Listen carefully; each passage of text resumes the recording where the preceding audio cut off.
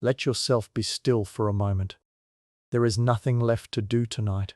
Whatever was unfinished today will still be unfinished tomorrow, and tomorrow will be perfectly willing to take it from you. You do not have to carry it into the dark. Let your shoulders come down. Let your jaw come loose. Let the weight of your head belong entirely to the pillow, and let the pillow hold it, because that is what it is for. Breathe in slowly, and let the breath out even more slowly than that. We are going a long way back tonight, not in the way you go back through a book, turning pages, keeping track. We are going back the way water goes downstream, without effort, without needing to remember the way. Begin with 100 years. That is not so far. There are people who lived 100 years ago whose faces you have seen, now 500. The lamps in the street that go out and are replaced by candles, and then by nothing at all, and the nights become very dark and full of stars. Now 1,000. Now 2,000. The languages you know unlearn themselves one word at a time and dissolve back into older languages that dissolve in turn. Now 3,000 years and a little more. The ice keeps its own counsel in the north. The forests are enormous. And in one narrow green valley in the middle of a very great desert, a river is rising as it does every year, as it has done for longer than anyone there can count. That is where we are going. You do not need to remember any of this. You are not being asked to learn anything, or to hold anything, or to arrive anywhere at a particular time. You are only going down to the river. It is the hour before dawn, and you are lying in the bottom of a small boat. The boat is made of papyrus reeds, bound in bundles, lashed tight, and it has the smell of dry grass and river water and the tar they use to seal it. It is not a grand boat. It belongs to somebody who catches fish and carries baskets and does not think about it much. It rocks a little when the water moves, and then settles, and then rocks a little again. Above you, the sky is the color that comes before color. Not black anymore, not blue yet. A kind of soft gray that seems to be lit from somewhere behind itself. There are still a few stars. They are going out slowly, one at a time, in no particular order, and no one is hurrying them. The river is high. It is the season they call the inundation, when the water comes down from somewhere far to the south that nobody here has ever seen, and spreads out over the fields and makes a shallow silver lake of the whole valley. The farmers do not fight it. They have known it all their lives, and their fathers knew it, and their fathers before them. The water comes, and the work stops, and the mud arrives with the water, black and rich, and settles quietly on the fields while everyone waits. There is a word here for that black earth. It is the word they use for the country itself, the black land, not because it is dark, but because it is fertile, because it gives. Beyond the water, in every direction, is the red land, the desert. Dry, bright, endless, and very close. The whole of this world is a green ribbon laid across a great deal of sand, and everyone who lives in it lives within a short walk of the edge. But you do not have to think about the edge tonight. Tonight there is only the water holding your small boat up the way water does without being asked. The light is coming now. It does not arrive all at once. It seeps in from the eastern rim of the desert, where the sand meets the sky, and the sky there goes from grey to a pale gold, and the gold spreads along the horizon like something poured. The reeds along the bank become visible before anything else does. They are tall, taller than a person, standing in the shallows in great soft crowds, and when the first breath of air comes across the water they move together, all of them leaning slightly the same way, and then leaning back. A heron is standing among them, perfectly still, with the patience of something that has all morning. Somewhere further along the bank, a bird you cannot see makes 3 notes and stops. The water beneath your boat is the color of wheat tea, thick with the silt it is carrying, and it moves without seeming to move. If you watch a single point on the surface, it looks still. If you watch the bank, you can see how slowly and how steadily you are traveling, and how the world is sliding past at a walking pace, which is the correct pace for everything. There are lotus flowers in the quieter water near the shore. Blue ones, opening as the light finds them. They close again at night and open again at morning, every day of their lives, and the people here have noticed this and made a whole idea out of it. that things which close will open again, that a thing going down into the dark is not a thing that is finished. They will build that idea into their tombs and their temples and their songs. But at this hour it is only a flower on the water, opening because the sun is up. The sun comes over the desert rim. It is enormous and red, and for a few moments you can look directly at it. It sits on the edge of the world as though resting there before beginning, and the whole river turns to copper beneath it, and the reeds go from grey to green, and the heron finally moves. Along the eastern bank, the town is waking. You hear it before you see it clearly. A donkey somewhere, complaining about the morning, a gate, voices, not many and not loud, the flat, easy voices of people who have known each other since childhood and do not have to raise them.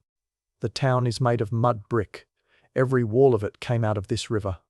The bricks are pressed from Nile mud mixed with chopped straw and left in the sun to dry, and when a house falls down, which houses do, the mud goes back into the ground it came from and is made into bricks again.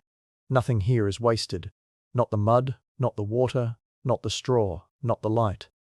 The houses are low and square, and the colour of the earth, packed close together with narrow lanes between them, and on top of every one of them is a flat roof, where people sleep in the hot months, where grain is dried, where a woman is at this moment shaking out a length of linen and folding it against herself. Behind the town, palm trees. Behind the palms, a rise of pale rock, and behind the rock, the desert going on and on into a shimmer. Your boat is drifting in towards a landing place, where a shelf of packed mud slopes down into the water and a few other boats are pulled up on it, tilted over, resting on their sides like animals asleep. You step out into shallow water. It is cool and it comes to your ankles, and the mud beneath it is soft and gives a little under your feet. Nobody looks up. Nobody is surprised to see you. That is the arrangement tonight. You may go anywhere and you may watch anything, and nothing will be asked of you at all. The town at this hour smells of smoke and bread. The bread comes first in the dark, before almost anything else. In a small yard behind a wall, a woman is kneeling at a grinding stone, working emmer wheat into flour with a smaller stone held in both hands, pushing forward and drawing back, forward and back, with the whole weight of her shoulders behind it. It is slow work. It is the slowest and most constant work in this world, and it is done every single day in every single household, and it is being done every day for thousands of years already. The sound of it is a low, steady grinding, stone against stone, with the grain caught between. It has no rhythm exactly, but it has a regularity, like the sound of a person breathing beside you. Beside her there is a clay oven, cone-shaped, taller than it is wide, already hot. The dough is pressed against the inner wall and left there and comes away, when it is done, dark on one side, and it is passed out into hands that are waiting for it. The bread here is coarse and heavy and full of grit from the grinding stones, which is why the teeth of these people wear down flat by the time they are old. Nobody minds this very much. It is simply what happens to teeth. There is beer as well. There is always beer. It is thick and low in strength and slightly sour, closer to a soup than to anything you would recognize, and it is made from the same grain as the bread, and everyone drinks it. Children, workmen, priests, the very old. It is safer than the river, and it is food as much as it is drink. A man carries 2 jars of it out into the lane, one under each arm, walking carefully, the way people walk when what they are carrying is worth more than they are. The lanes are narrow enough that 2 donkeys have to negotiate. There is a great deal of dust, and the dust hangs in the early light in long visible slants wherever the sun finds a gap between the rooftops. Children run through it, and it swirls behind them and settles again. A dog lies in a doorway with its chin on its paws and its eyes half closed. It has decided about the day already. It has decided that the day is going to be hot and that lying down is the correct response, and it is going to hold to that decision with great consistency until evening. You could learn something from that dog. A potter has set up in a widening of the lane where there is enough room for his wheel and his stacked jars and himself. The wheel is low, turned by hand, and he keeps it going with one palm while the other shapes the clay. The clay comes up between his fingers. He wets it. It comes up a little further, thinning, opening at the top, and he steadies the rim with 2 fingertips and lets it turn under them, and the wall of the pot rises the way water rises in a well. He is not thinking about it. His hands have made 10,000 of these. His eyes are on the middle distance, and his mouth is moving slightly to a song he is not quite singing. When the shape is right, he stops and cuts it free with a length of twine drawn underneath, and lifts it away with both hands, and sets it in the row with the others, and reaches for more clay. And begins again. There is something very restful about watching a person who is good at something do that thing without hurrying. Further along, in the shade against a wall, a boy is learning to write. He is perhaps 9. He is sitting cross-legged with a board across his knees, and he is not writing on papyrus because papyrus costs money, and boys who are 9 are not to be trusted with it. He is writing on a flake of white limestone, picked up from the ground, of which there is an infinite supply. His teacher, who is his uncle, sits nearby with his back against the wall and his eyes closed, and does not appear to be paying attention, and is paying complete attention. The boy dips his reed brush in water, then touches it to a cake of black ink, and makes a sign. Then another. He is copying a line he has copied many times before, a piece of very old advice about listening more than speaking, and he has copied it so often that he no longer reads it, which is rather the point. The signs he makes are small pictures: an owl, a folded cloth, a mouth, a pool of water. Each one has a sound in it, and together they carry a meaning, and there is a beauty in the way they sit balanced in their little invisible squares, filling the space evenly, no sign crowding another. He gets one wrong. He wets his thumb and rubs it out, and the limestone goes cloudy, and he does it again, and the second one is better. His uncle, without opening his eyes, says something short. The boy sighs, the enormous sigh of a 9-year-old, and does it a 3rd time. 3,000 years from now, someone will pick that flake of limestone out of the sand and turn it over and see a child's handwriting on it, and the same line copied 3 times, the 3rd one neatest. But that is very far away, and there is no need to go there tonight. By the middle of the morning the heat has arrived properly. It is a dry heat, and it presses down rather than burns, and everyone in the town has adjusted to it without discussing it. Work moves into the shade. Voices get quieter. The lanes empty out, and the rooftops empty out, and the dog in the doorway has not moved, having been right all along. Out on the water, it is cooler. A man is fishing from a small skiff with a net, standing in the stern, gathering the net over one arm in loose folds, judging the water, and then throwing. The net opens in the air. That is the part worth watching. It leaves his hand as a bundle and becomes, for one moment, a perfect widening circle, hanging above the river with the weights spinning out at its edge, and then it touches down all at once, and the surface breaks into rings and the whole thing sinks. He waits. He is in absolutely no hurry. The water is high, and the fish are many, and this is not a difficult season. He hauls the net back hand over hand, slowly, and there are fish in it, silver and thrashing, and he takes them out and puts them in the bottom of the boat, and they go still. Then he gathers the net over his arm again, in loose folds, and judges the water, and throws. And the net opens, and it comes down, and he waits. There is a village on the other side of the river, tucked in a fold of the hills behind the cliffs, and we are going to go and sit in it for a while. You cross in the afternoon when the light has gone from white to gold, on a ferry that is really just a wide, flat boat poled across by a man who has done nothing else for 11 years and can do it while thinking about his supper.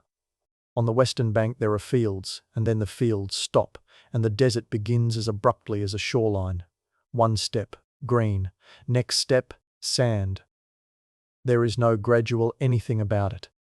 A path goes up from there, worn pale by feet, winding between low hills of rubble and broken rock.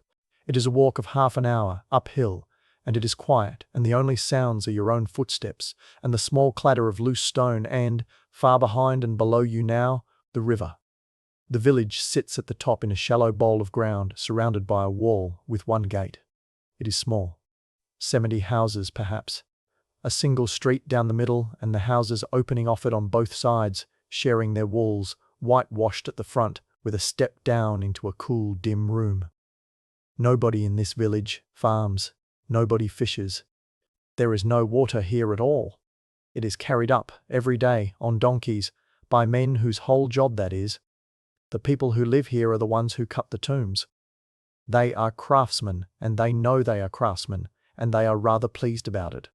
Stonecutters, plasterers, draftsmen, sculptors, carpenters, the men who mix the pigment and the men who grind it, and the men who are allowed to hold the brush, which is not the same job, and everyone is quite clear about which is which. They work 8 days out of 10 and rest the other 2, and they walk out over the ridge each morning to the valley where the work is, and they sleep in shelters up there during the working days, and they come home when the 8 days are done. They are paid in grain, also in fish, in vegetables, in oil, in cloth, in beer. There is no money here in the way you would understand money. There is grain, and there is what grain is worth, and everyone can do that arithmetic in their heads by the age of 12. They complain. They complain constantly and beautifully and in writing. The scribe of the crew keeps records on limestone flakes, and among those records are the reasons men were absent from work, written down without comment. His mother was ill, he was brewing beer, he was building his house. He was stung by a scorpion. He was quarreling with his wife, he was drinking with a friend. 3,000 years later, all of that will still be there, in ink, in a clear hand. Sit down in the doorway of one of these houses. The step is worn smooth. The stone is warm from the day and will stay warm for hours yet. Inside it is dark and it takes your eyes a while. The first room is small, with a low platform built against one wall, brick, plastered, painted. And nobody is entirely certain what it was for then or now, and the not knowing does not spoil it. There is a niche in the wall with a small figure in it and a lamp beside the figure, unlit. Beyond that is the main room, taller, with a wooden column in the middle holding up the ceiling beams, and above the beams a roof of palm ribs and matting and mud. The floor is swept. There are mats. There are stools with woven seats. Along one wall, jars, for water, for grain, for oil, set in a row into a mud brick stand so they cannot tip.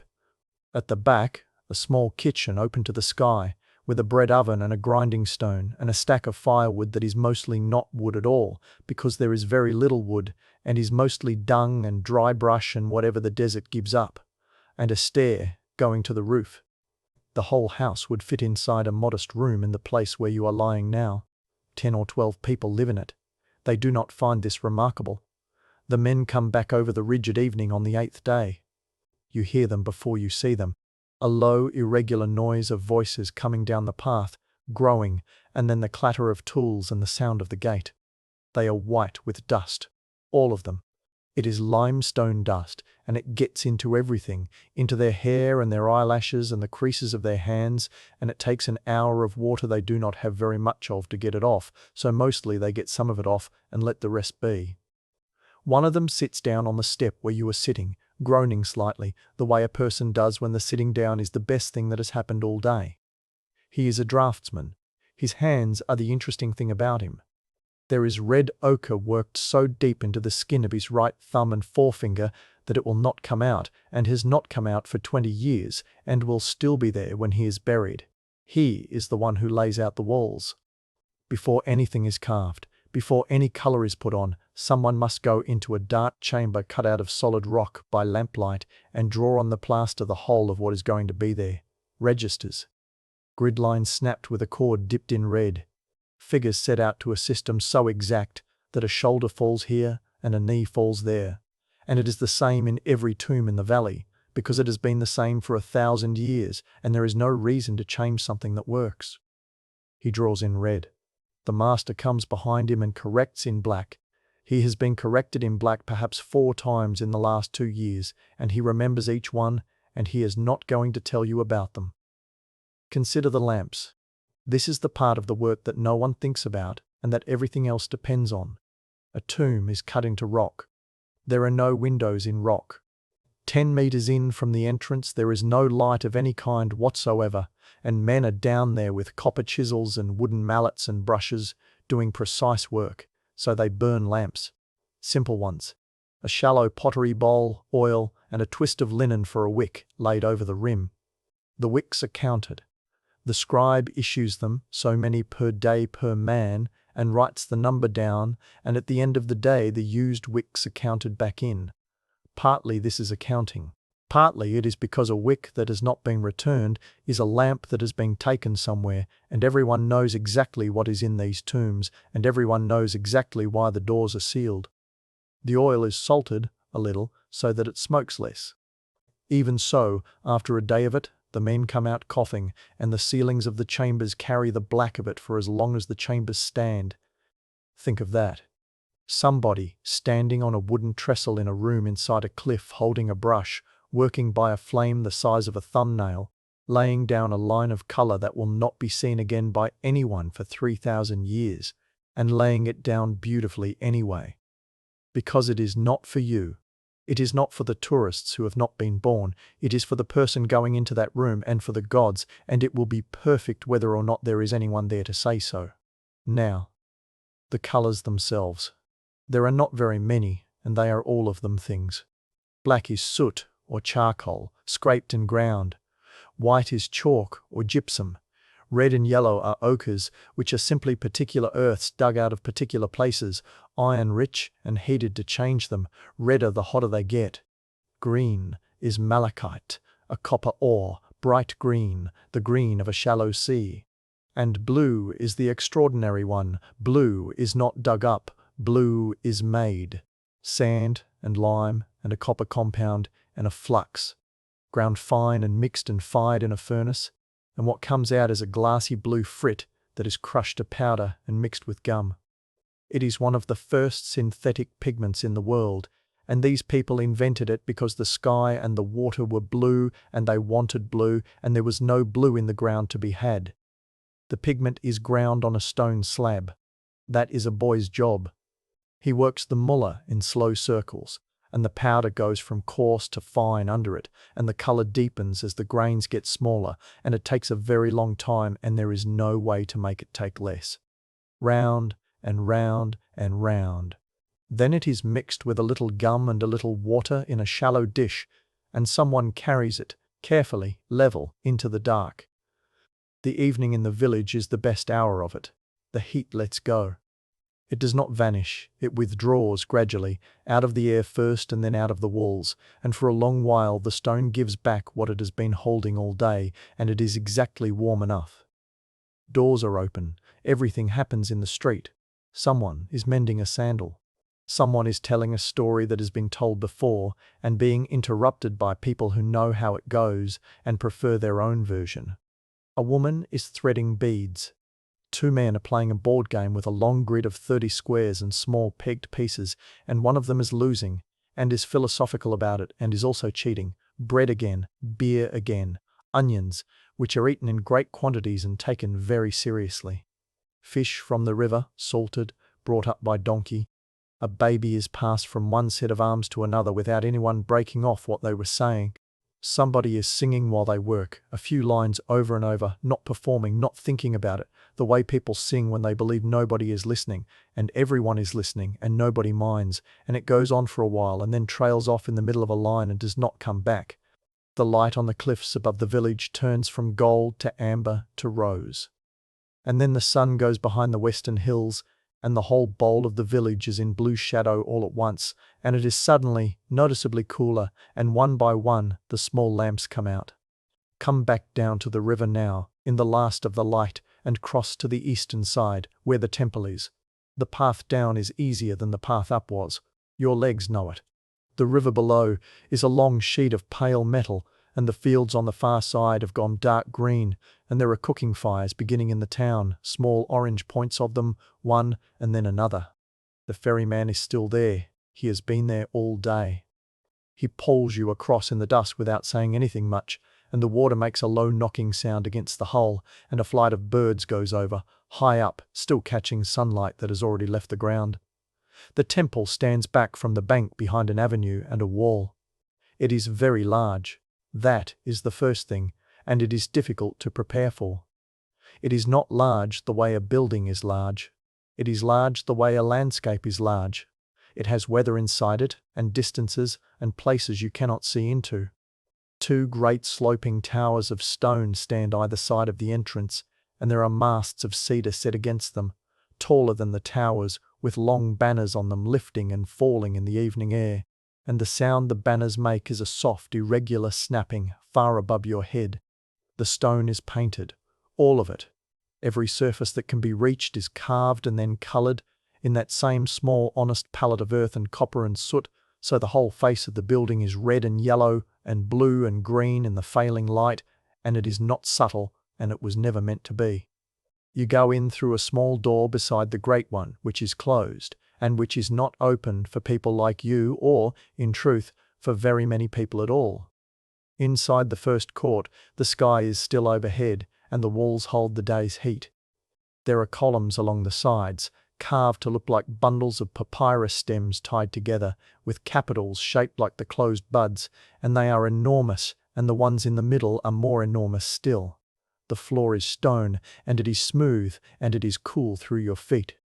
Then you pass under a doorway, and there is a roof, and everything changes. This is the hall. It is a forest. That is what it is. Columns stand in rows in every direction, so close together that you cannot see more than a few of them ahead, and they rise up past the reach of any light and disappear. The ceiling somewhere above is painted with stars. Yellow stars on a deep blue ground, the whole night sky brought indoors and held up on stone trees.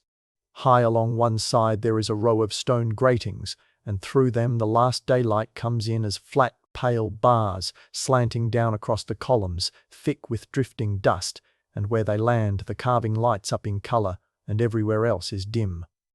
It is not silent. There is a sound, like the sound inside a cave, the sound of a very big space having nothing much happen in it. Your own footsteps arrive back to you a moment late, and there is incense.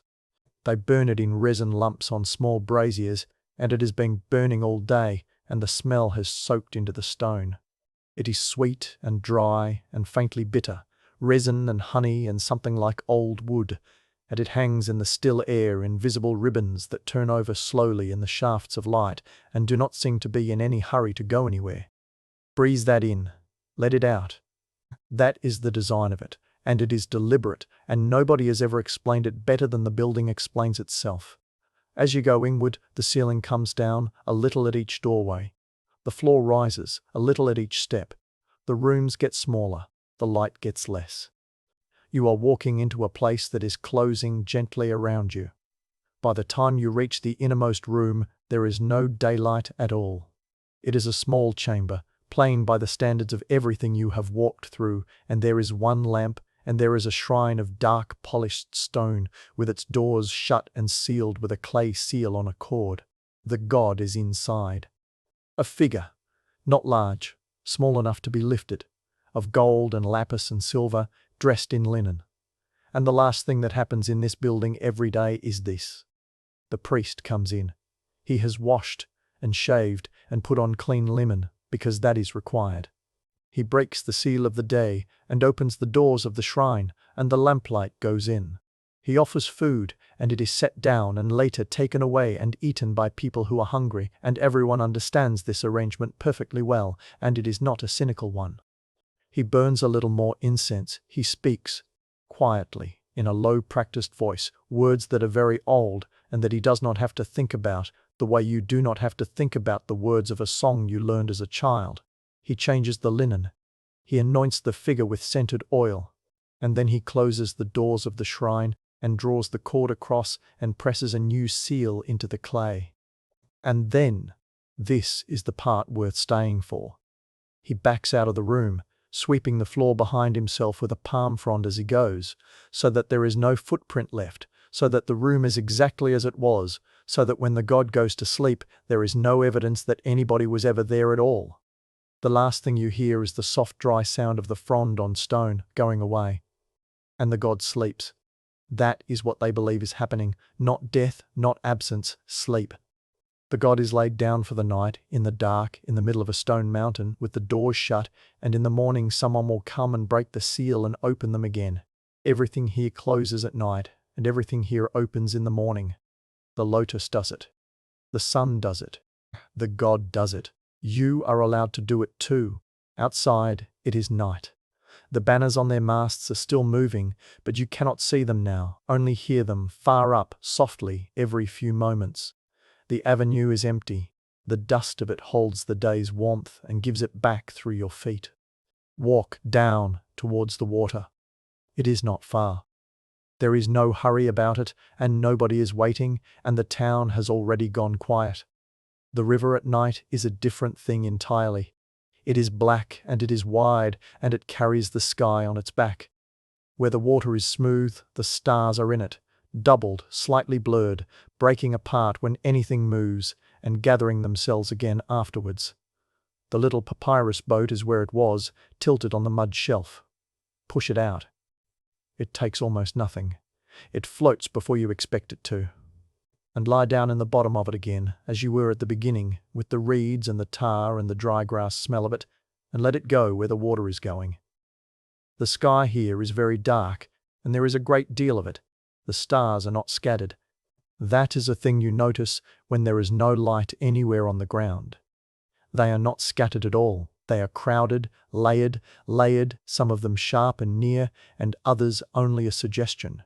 And the whole band of the Milky Way lies across the middle of everything like a river of its own. The people of this valley looked at that and said, yes, that is a river. Of course it is. And they said that the sky was a woman, arched over the world with her fingertips at one horizon and her toes at the other, and that the stars were on her body, and that the sun travelled across her by day and through her by night, and came out again in the morning, always, without fail. They said that when the sun went down, it did not stop. It got into a boat. And it sailed all night, through the dark country under the world, slowly, with a lamp at the prow, through 12 hours and 12 gates, and it was not lost, and it was not afraid, and it was expected on the other side. That is what they thought was happening while they slept, not an ending, a crossing. The current is very slow here, you are barely moving. The bank goes by so gradually that you cannot really tell it is going by, only that, after a while, the shape of the palms against the sky is a different shape. There are frogs somewhere in the shallows, a long way off, keeping up an easy, uneven chorus that stops all at once for no reason and starts again a minute later. Insects in the reeds, one high, steady note. And under all of it, the water moving along the hull. Not a splash. Just a low, continuous sound. The sound of something large and patient going somewhere it has always gone. The reeds lean. The lotus flowers are closed now, all of them. Folded up on the black water, waiting, the way they wait every night of their lives, entirely certain of the morning. On the eastern bank, one light. It is a lamp on a rooftop. Somebody is still awake. A woman feeding a child, or a man who cannot sleep, or somebody with a small piece of work they wanted to finish. You can see it from here as a single warm point, unsteady, the way a flame is unsteady. Watch it for a while. It gets no brighter. It does not go anywhere. And then, without any particular moment being the moment, it is out. And they have gone in, whoever they were, and lain down and pulled the linen over, and that is the last light on this stretch of the river. Now there is only the sky. The boat turns very slightly. There is no need to correct it. There is nowhere it can go that is wrong. The river has one direction, and it has been going that way for a long time, and it knows the route. Let your hands rest. Let your breath be slow, and let it be as deep or as shallow as it wants. The night air is cool now on your face, and warm still along your back where the reeds are. Above you, the stars, very slowly, are turning. Behind you, half a day's walk into the hills, a village is asleep in its bowl of stone, with the doors open for the air, and men who are white with dust are lying on their roofs and dreaming about nothing in particular. In the town, the bread ovens are cold and the dough for tomorrow is already made and covered with a cloth. In the dark inside the mountain of the temple, the shrine is sealed and the god is sleeping, and everyone is comfortable with that. And out on the water, the reeds lean and lean back. The river is high. It will still be high in the morning. Nothing that happened here needs anything from you. The bread was ground and baked 3,000 years ago, and it was eaten, and it was enough. The pot was thrown, and it held water. The boy copied the line 3 times, and the third one was neat. The blue was mixed and carried into the dark and put on the wall, and it is still there. All of it is done. All of it is finished. There is no part of it that is waiting for you to attend to it. You may put it down. Breathe in and out. The water is moving under you. The stars are moving over you. Somewhere ahead, hours from here, past the last of the dark, the sun is in its boat, and it is coming, and it is in no hurry at all. The reeds lean. The lamp is out. The lotus is closed. The river is high, and it is carrying you, and it does not need you to do anything. Sleep now, sleep.